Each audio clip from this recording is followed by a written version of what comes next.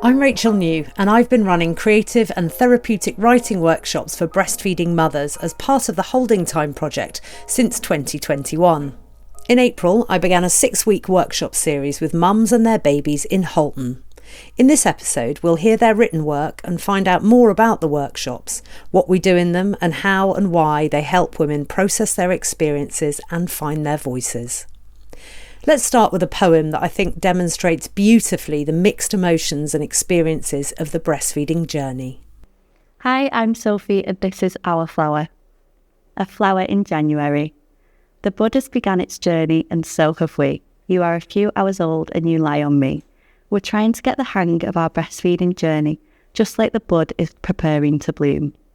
We are both alone in the walls of a hospital room. The rain pours hard on the window outside as I try to latch you once more, but it is slightly tricky to get this right while I'm so emotional and sore. But as we sit here together, I can't wait to see how our feeding journey will go. The flower will be fine as long as it doesn't snow. A flower in February, and what do you know? The snow has come hard and the flower can't grow. We're out again in the freezing cold, this time seeing another professional who might be able to help us. Tongue-tie, allergies, latching and weight is all that now I discuss. Baby, you cry all day and you're so upset. This has been my hardest journey yet. The bud isn't receiving the care it needs to survive. Would it be better to change you to formula to see if you thrive? A flower in March. Okay, doctor, I say, I guess you're right. Dairy-free formula might be the solution to this fight. The flower may never flourish after all, but I suppose I could always buy synthetic. So why do I sit in this GP's office feeling just so pathetic? I want the flower to bloom, I really do. But baby, I do want what's best for you. I'll listen to the professionals, but deep down, I question if this is the right thing to do. I want to see you thrive, but I want the petals to show too. I want our journey to flourish and bloom into a beautiful flower. So maybe I need to listen to my instincts and use a mother's power. A flower in April. I decided to keep tending the flower by giving it what it needs. It is the flower which receives water, sun and care which succeeds. So I gave this journey all I had. I met lactation consultants and fed you round the clock to keep you happy and fed. No thanks, I don't want to snip his tongue tie again. I think I'll just keep trying naturally instead. And yes, thank you for the special prescription formula, that's very kind. But I'm afraid it won't be needed as I've made up my mind. The stem is finally growing and shows no sign of slowing because I am all my baby needs. A flower in May. At last the petals are starting to bloom and what a beautiful sight. You're gaining so much weight, you're happy and healthy and I think we have won this fight. I love to breastfeed you, it's extremely special to me because this is what we were made to do and that I can guarantee. I am your mummy and I give you all that you need. And sometimes mummy have to trust their gut in order to succeed. So baby, let's keep watering this flower. Let's give it life and sun. Because I am your mummy and you are my baby and together we are one. Thanks, Sophie, for those beautiful words. And the theme of listening to your instincts as a breastfeeding mum comes up often in these workshops, as we'll hear in some of the poems to come. Help and support is another topic we explore. Those first few hours, days, weeks with a new baby can be so daunting and lonely, and the responsibility overwhelming. And most women say they couldn't have got through that without the help of friends, family, or the infant feeding team, or just their partner. Thinking back to those tough times, and that support can be extremely emotional, as you can hear in Jo's voice as she reads her poem, Silver Lining. Hi, I'm Jo. You said don't worry, I'm next to you. While wheeling me down to ICU. You said you'd advocate for me to breastfeed. Your support helped me to succeed. You said it's okay, encouraged me to rest, whilst moving wires to lay Simone on my chest. You said I'm stronger than I think, whilst helping Simone to latch and drink. You said you'd make sure I could see Simone, making me feel I wasn't alone. You said they tore the maternity unit apart, found our lost blanket and warmed my heart. You said Simona's crying. Let me hold her for a while. In the middle of the night, your kindness makes me smile. You said we could go home and that I'd soon be thriving. Thank you for being my silver lining. Thanks, Jo, and I think she'll agree that those are tears of happiness. We use lots of different techniques in the workshops to help women tell their stories. We start with the very simple acrostic poems, where each line is formed from a word written down the side of a page. For instance, if you wrote mum, the first line would start with M, the second with U, and the last line with M again. We also use repetition in poetry to really distill the power and the meaning of something the women want to convey, which is demonstrated just perfectly here. Hi, I'm Holly, and this is called At the Beginning. At the beginning, they praise you for providing the almighty liquid gold. But when I'm seen feeding my toddler, I get asked, aren't they just too old? At the beginning, the magical benefits of my milk is shouted from the rooftop. Yet you're two now, and the misinformation is rife about how apparently the benefits will stop. At the beginning, I was embarrassed to show we was co-sleeping to get some sleep. Now I'll argue that asking a baby to lie alone, cold and frightened is just too steep. At the beginning, you wait constantly, and I dreaded when nighttime would arrive. But I know now you're not expected to sleep through, as that's not how you're programmed to survive. At the beginning, sleeping together was going to cause you harm, but now you sleep, safe and sound, in our C position right underneath my arm. At the beginning, your growth was slow, it didn't quite follow the line. But now I've learned those growth charts aren't aimed at these breastfed children of mine. At the beginning, I was told you're going to regret answering their every demand. They're just spoilt too much. Yet I'll ask, don't you share a bed at night? We all need a couch. At the beginning, I'm asked, oh, are they good? I'll reply, yes, just like I should. But now I'll say, no, they've just robbed a bank, as I have no time to explain how that stupid question shows how much babies are so misunderstood. At the beginning, it's scary to whip your boobs out in public. I'd cover up every day, but now I'll tell all you mums to defeat society's sexualisation of breasts and never shy away. At the beginning, you never believed in the weeks to come. Now look at you, a determined, resilient, undefeated breastfeeding supermum. Thank you, Holly. Unsolicited advice is something that comes up often, and sometimes just sharing those stories of feeling judged or confused with conflicting information in a safe space with other mums is hugely beneficial for women. Although the workshops are pretty baby and often toddler heavy, they are not a baby group. These sessions are for women to be at the centre of their life again, a chance to reclaim the role of main character after becoming simply someone else's mum. Identity is something we explore in the workshops, as being a mum, especially a breastfeeder, can make you feel like you've lost something. Women often feel guilty about these feelings, and society can make us feel like we should just be grateful for the beautiful babies we have. But mourning what we've lost can be an important part of being truly happy in what we now have.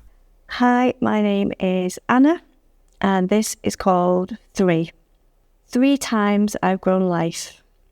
Being pregnant I could do, never fully appreciating what my body went through.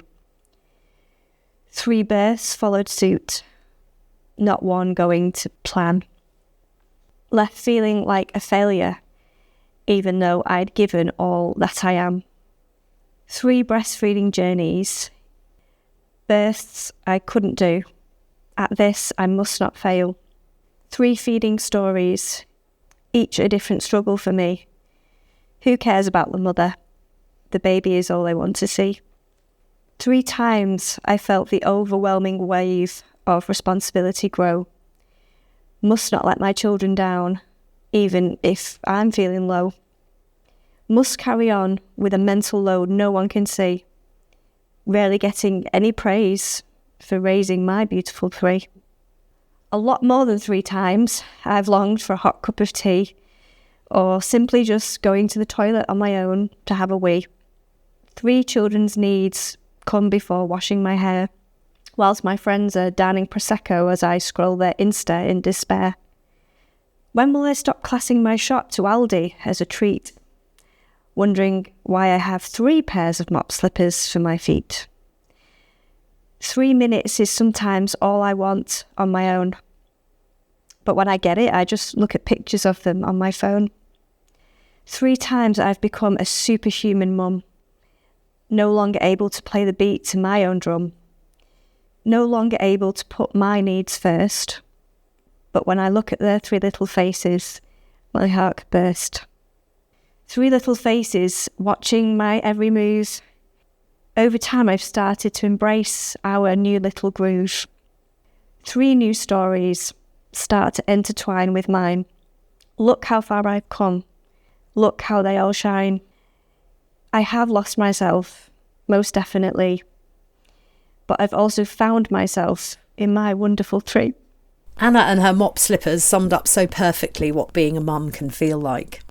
Over the course of the workshops, we use many techniques and writing tools to support women in finding their writing groove and telling their stories.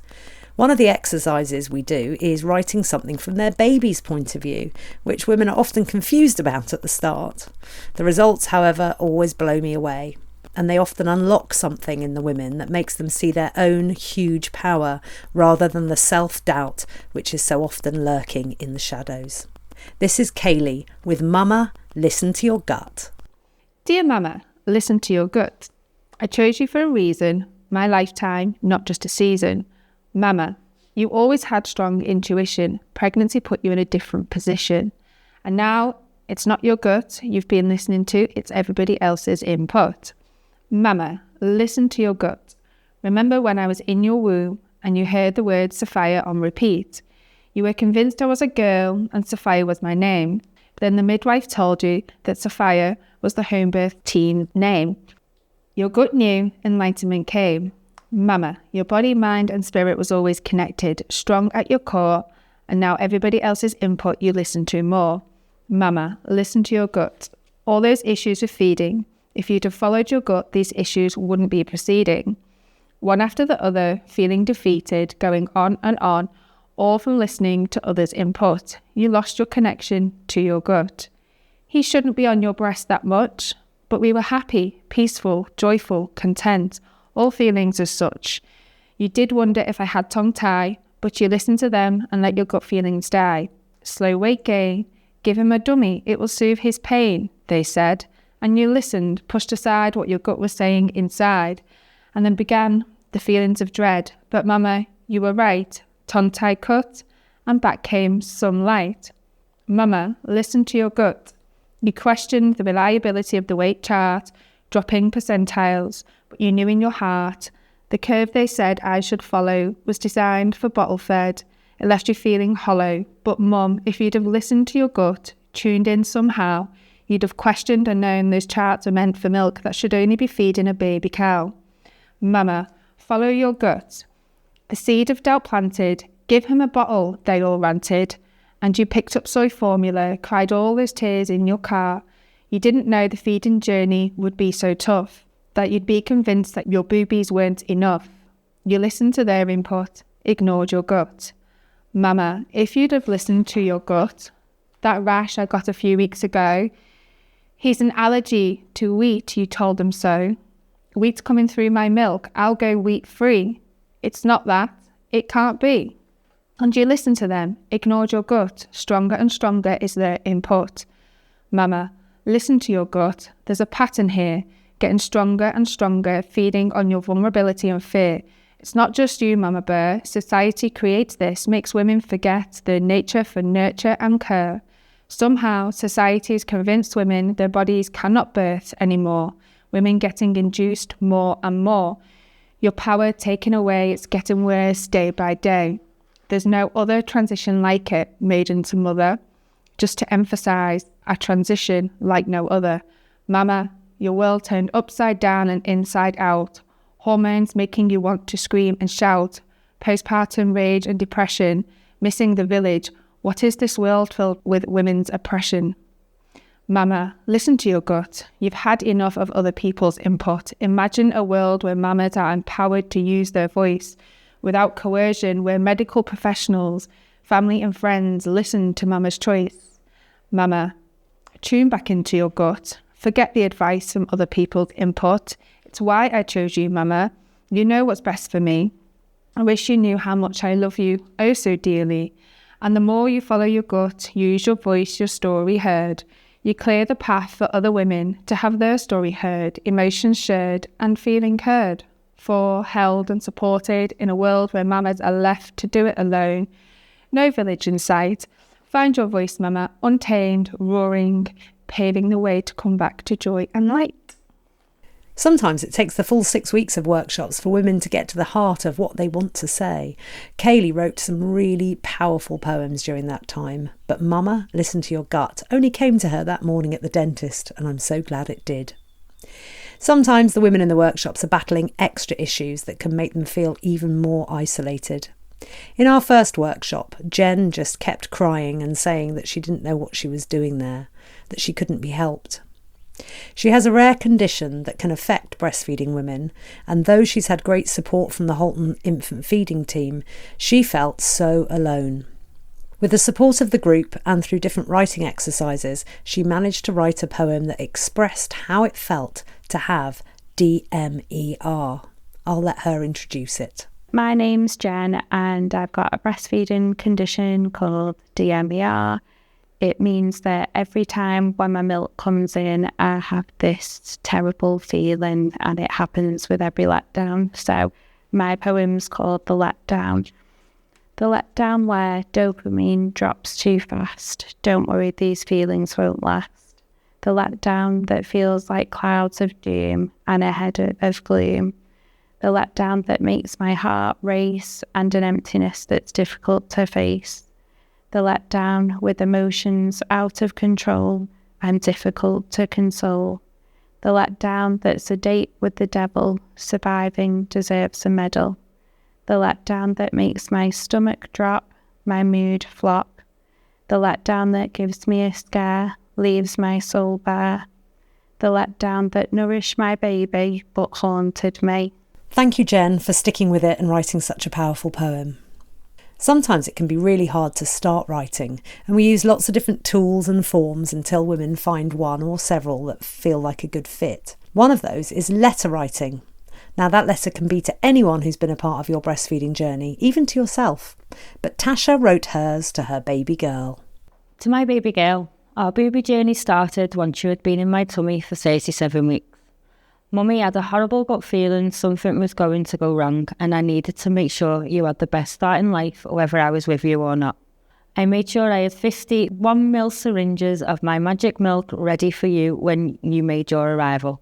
After storing all the good stuff in the freezer for a couple of weeks, the day arrived to welcome you into this world, and I didn't leave the house without the magic stuff. With all the overwhelming excitement, Mummy forgot about how long my milk can be stayed out in room temperature. At 15:38, we welcomed you into the family. After a 10-minute cuddle with Mummy while I was being stitched up, you was taken away from me. But Daddy stayed by your side the whole time. You needed a little help and was put on a ventilator and feeding tube. This then prevented me from being able to feed you. I couldn't walk. I couldn't hold you. I worried I was never going to be able to feed you. I was told we could give you a little milk to rub into your gums, but unfortunately all my milk I had brought with us was now no good. I needed to get you more, but with all the stress and worry, I struggled and I only managed 2 mils. But this was enough for your first day. On day 2, you was allowed to have milk in your feeding tube, but again, I struggled, but I managed 3 mils, which again was enough for your tiny tummy. On day 3, I was able to put you to the breast and you was a dream and latched on straight away. Then while still in NICU, I was feeding you every 3 hours. I knew from then on you was going to be just fine and this journey was going to be amazing. Once we got home, the journey continued. This amazing bond between us is the best feeling ever. Some people have already asked me when will our breastfeeding journey end, and to all of them, I say none of your business. My baby girl will tell me when she has had enough and no one else. This is our journey. I will give you the best till you decide enough is enough. Love you, baby girl. Love Mummy. Thank you, Tasha. And again, we see those themes of unwanted advice coming up. We'll end on a poem from a mum whose early breastfeeding days were haunted by warnings of low baby weight and conflicting opinions. Hi, I'm Roberta and I'm reading Breast is Best. Are you breastfeeding? Because breast is best. Oh, lovely, because breast is best. I'll help you through the journey, because breast is best. She's small, but I thought breast was best. She's underweight, but I thought breast was best. We're concerned, but I thought breast was best. We need to see you weekly, but I thought breast was best. We need to make a doctor's appointment, but I thought breast was best. You need to see the paediatric dietitian, but I thought breast was best. We should introduce bottles, but I thought breast was best. Let's try high-caloried milk, but I thought breast was best. We are still concerned, but I thought breast was best. She's still small, but I thought breast was best. Oh, she's doing well now, so breast is best. Thank you, Roberta. And thanks to all the women who showed up to these workshops, supported each other and shared their stories. And thanks to the Halton Family Hubs for supporting the Holding Time project in Halton, Cheshire. And thank you for listening.